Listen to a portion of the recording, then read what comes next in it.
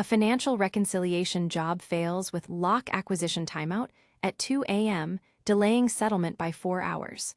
The root cause? A 45-second GC pause outliving the 30-second lock TTL, allowing a second instance to corrupt data. Here's exactly why. Welcome to TheCodeForge. Before we dig into that production issue, let's design a distributed locking service. A distributed lock is like a single key to the only bathroom in a busy office, but spread across multiple buildings that must agree on who has it. It ensures mutual exclusion even when nodes fail. Before writing code, understand the 3 things that will break your lock in production: network partitions, clock skew, and GC pauses. These aren't edge cases, they're normal. Here's a classic scenario: a 30-second TTL lock, then a 45-second GC pause. The lock expires, another instance acquires it, and both think they hold the lock. The fix is a watchdog thread that extends the TTL while the lock is held. Redlock is the most popular distributed lock algorithm. It works by acquiring the lock on a majority of Redis nodes. It's fast and simple, but not safe under network partitions. Here's a simplified Redlock implementation. It acquires the lock on at least 3 out of 5 nodes within the TTL. The release uses a Lua script to ensure we only delete our own lock. ZooKeeper provides a lock that is safe under asynchronous networks because it doesn't rely on timeouts. It uses ephemeral sequential nodes. Each client creates an ephemeral node, and the one with the smallest sequence number holds the lock. Here's a ZooKeeper lock implementation. It creates an ephemeral sequential node, then checks if it's the smallest. If not, it watches the predecessor and waits. This guarantees mutual exclusion even under partitions. Even with a perfect lock, a slow holder can corrupt data. Fencing tokens solve this. Each lock acquisition gets a monotonically increasing token, and the resource rejects writes with stale tokens. Here's how fencing tokens work.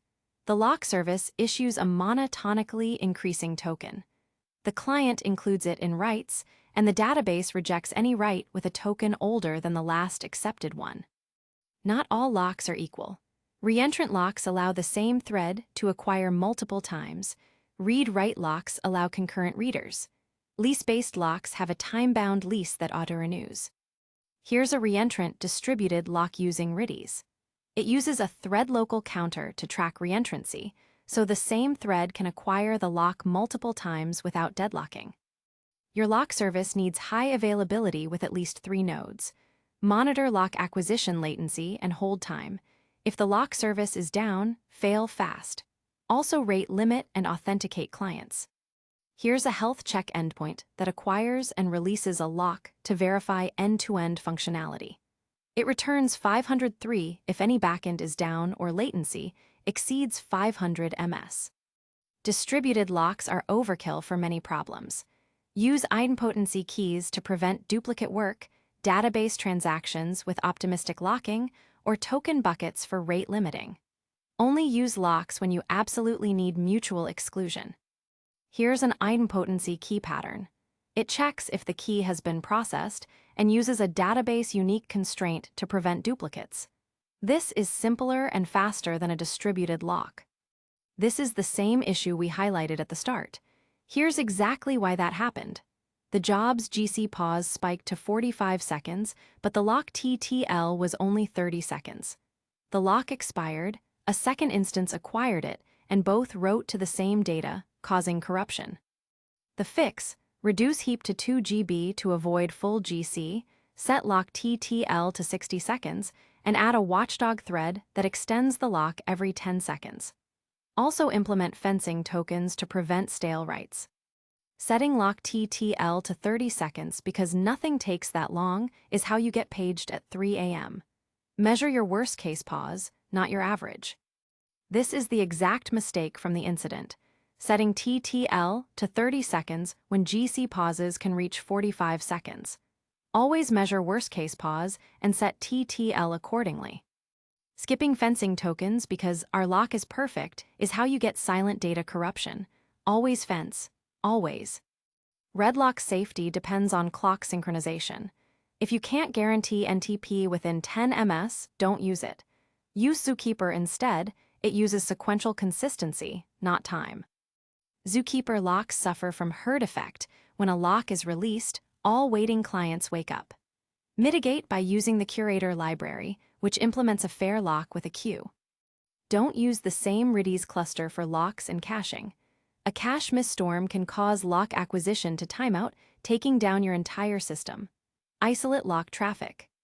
The article mentions etc. as an alternative to ZooKeeper, but doesn't show code. Here's a minimal etc. lock using concurrency package with a fencing token. The article warns about clock skew but doesn't specify the bound.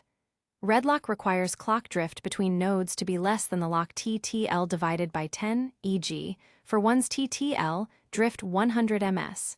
Use ntpdate queue to verify. The article shows a watchdog thread in Java, but not in Python. Here's a Python implementation using a daemon thread that extends the lock TTL every 10 seconds. For lock acquisition timeout, check cluster health and lock key TTL. If the holder is dead, force release with del. For duplicate lock holders, check clock skew and add fencing tokens. Use these commands to diagnose.